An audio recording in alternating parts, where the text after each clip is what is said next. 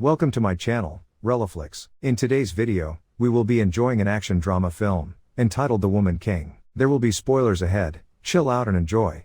The film begins with Mahi soldiers gathered around a bonfire. They suddenly hear weird noises but ignore them as birds before a group of warrior women rises from the fields and attacks them. The women kill the guys and set the prisoners free. The Megan and Naniska, as her people call her, notices a horseshoe and suspects that the Oyo soldiers are involved with the Mahi people. Next, we're taken to the lovely kingdom of Dahomey, where a young girl named Niawi and her friend are in the market when a distant sound sends them all running with excitement. The captives have been brought back by the Agojie. People bow as they walk by since it is forbidden to look at them. Despite their victory, Naniska seems worried, so she asks to meet the king. When Niawi goes home, she is in for a big shock. Her parents have sold her to an elderly man for marriage. He asks her a question, and when she doesn't answer, he becomes aggressive toward her, which infuriates her and causes her to shove him away.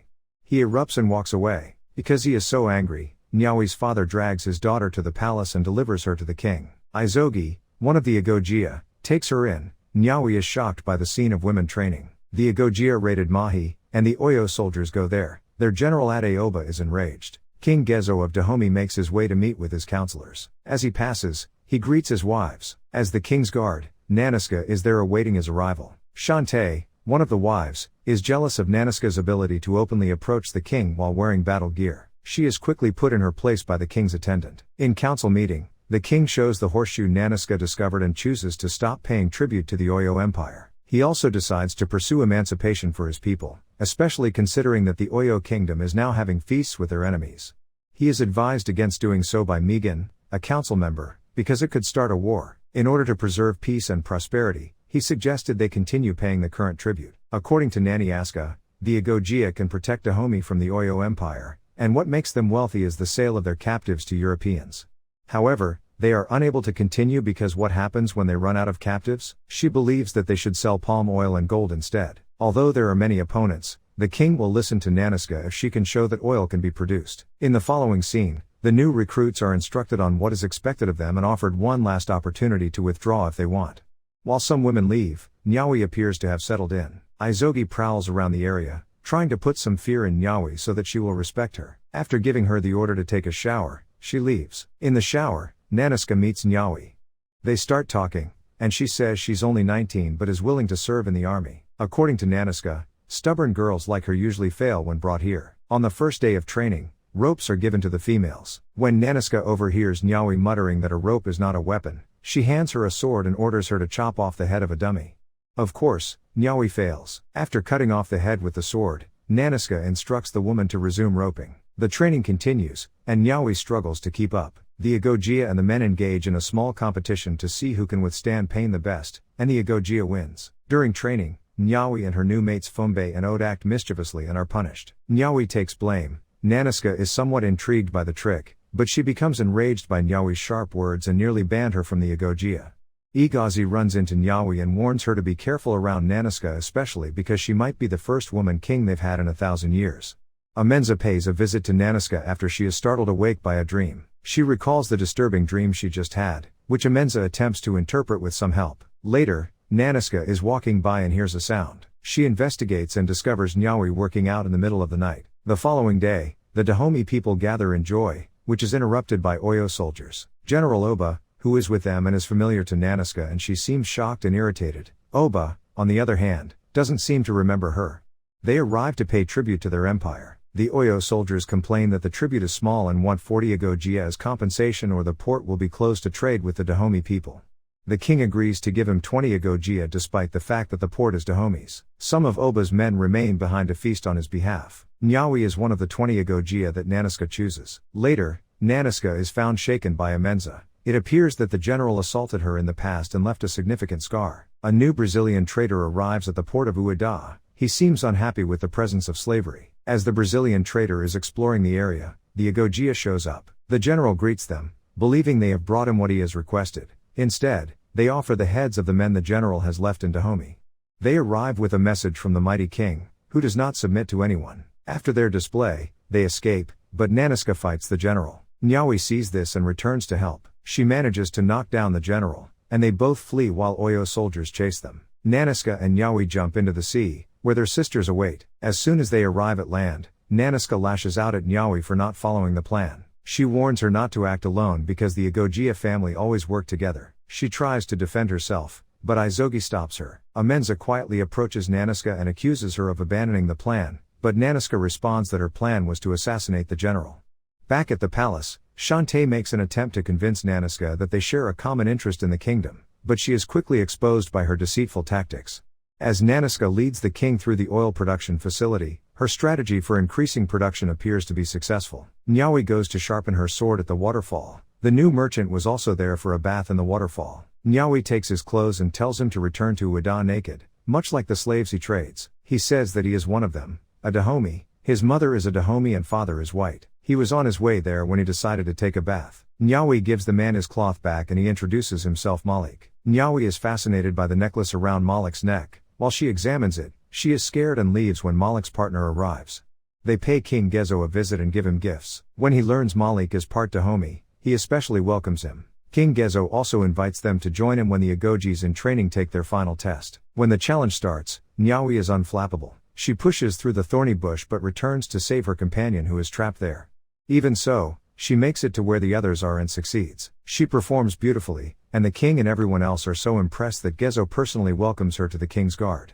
Agojie helps Niawi in removing the thorns from her body and asks why she returned for Fumbe. Niawi replies that she did so because she wants her friend to stay. Naniska arrives and joins them. While checking her scars, she finds a mark on Niawi's back. It has been there ever since her father adopted her from an orphanage. According to Niawi, Amenza instantly follows Naniska as she walks out to find out what happened. Apparently Naniska had a child. She entrusted her to Amenza to do with as she pleases, calling it a burden. Amenza sent the child to a missionary. She tells her to calm down. There's no way the child could be Niawi.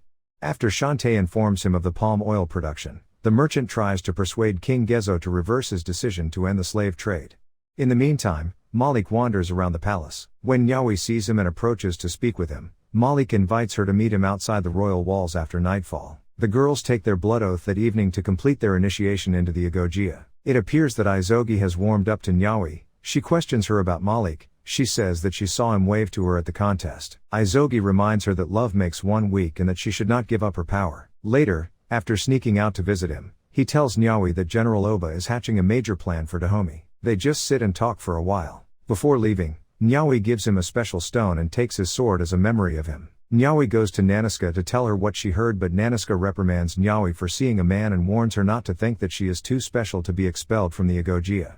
Niawi protests, saying she did her best and proved why she is the best. She is too careful and wouldn't be captured. Naniska claims she was kidnapped and raped by Oyo troops every night. She was lucky to escape with Amenza, but she was pregnant. She sliced the infant after birth and implanted a shark tooth in her arm before giving her away. When the scar is opened, the shark tooth is found, shocking Niawi. As she walks away, the Agojies see Oyo soldiers heading towards them the next day, with only 2 days till they reach Dahomey. Naniska comes up with a strategy and decides to use Niawi's explosive move during training. The women get ready for battle and bring the war to the Oyo troops instead of waiting for them. Early in the morning, as the opposition slept, they lit up their camp like fireworks. In a heated encounter, the general rushes the Dahomey with his men. Both sides are relentless, and Niawi uses her sword to cut through the ropes. She wasn't paying attention when a soldier grabbed her from behind and threw her into the ditch. As she falls, she hits her head and is unconscious. Naniska is looking for Oba. Oba, on the other hand, finds his soldiers being slain and orders a retreat.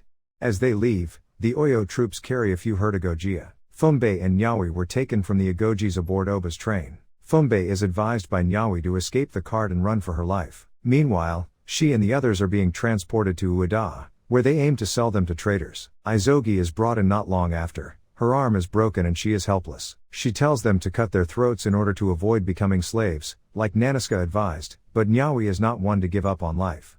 Fumbe returns and updates the others. The king summons Amenza and Naniska. He gathered his wives as well to tell them that he has picked Naniska to be the woman king. This news does not sit well with Shantae. The king honors Naniska but denies her request for authorization to go look for the prisoners. He says they made sacrifices for the benefit of many, and she is to remain and carry out the duties assigned to her. The following day, Niawi and her sisters are sold into slavery by the white people. The girls had planned a scheme of escape that almost fails when Malik spots Niawi. Luckily, his little protest gives the girls the ideal cover to move. The girls flee, but Niawi is caught by some guys. Agojie returns for her and is shot dead. Oba offers Niawi to Malik for a price. Naniska has decided to go after her daughter. Amenza tries to stop her, but she leaves anyway. The next day, when she turns back, Amenza, Megan, and a couple Agojies are following her. Since Niawi killed a white man while trying to flee, Malik buys her and locks her up to protect her from the white people. He offers her a key so she can leave whenever she wants, but he also invites her to travel to England with him. The king finds that part of his council disobeyed his orders. His wife Shantae tells him not to cancel the feast he prepared as he will look weak. Instead, he should choose another woman as king. While the white men are out partying at night, the Agojie sneaks into their camp. They were told by one of the captives about Agojie's death and Niawi's trade. Naniska, enraged by the news, orders that the building be destroyed with no prisoners. Malik goes to Niawi and urges her to accompany him, but she insists on supporting her sisters. He offers her a change of clothes and tells her he'll be waiting on the beach in case she changes her mind. Amenza fights as though she is drunk on rage while Naniska searches for Oba. Megan sets the camps on fire. Malik's friend tries to flee with a few slaves, and Malik can't take it anymore, so he frees the slaves, who then beat his friend to death. When Naniska finds Oba, this time she is merciless and executes him. While she is embracing the victory, a white man almost shoots her, but Niawi shoots him instead. She defeats the other men, and the Agojie celebrate their win. Malik continues to wait for Niawi at the shore as they march back. He sees her there with her sisters, and she nods at him before following them. Back in Dahomey, the feast has begun. Shantae has dressed to take the honor that was meant for Naniska. The Agojie has returned, and the people have greeted them as they always do, especially chanting Naniska.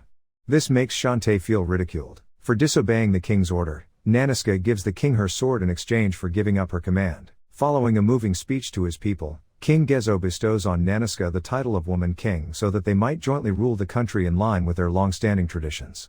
As she takes her place next to the king, the entire kingdom rejoices. Now that the mother-child discussion is finally happening, Niawi apologizes to her mother for the pain she has caused her by simply existing.